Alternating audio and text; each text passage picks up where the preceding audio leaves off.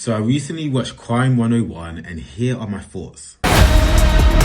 Crime 101 is a very sleek, very stylish heist movie that feels like a big throwback to classic crime thrillers such as Heat, which it admittedly borrows from in places, but it still manages to hold its own and deliver something tense and engaging for a new generation. The film stars Chris Hemsworth as a highly skilled but troubled jewelry thief with a strong moral code who targets high-end diamond couriers along California's 101 freeway. As he eyes one final score before stepping out of the game for good, he finds himself in the crosshairs of a hard-working but mistreated insurance broker played by Halle Berry, who he needs in order to pull off the heist, and a rugged, equally troubled detective played by Mark Ruffalo, who has been chasing him for years with little success. As the story unfolds, we start to see that there is actually a lot of common ground between all three characters, despite their very different circumstances and approaches to life. Each of them is dealing with their own moral conflict, and as their paths begin to intersect,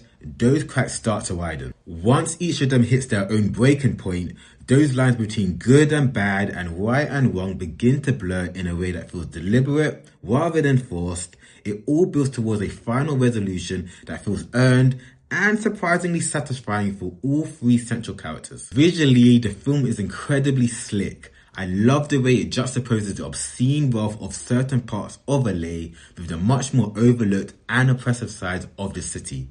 That contrast really reinforces the film's underlying themes about morality, privilege, and who actually gets protected within these systems, and the dilemma it creates for people who exist outside of that protection. Overall, Crime 101 feels like a confident, character-driven heist thriller that understands its influences without being trapped by them.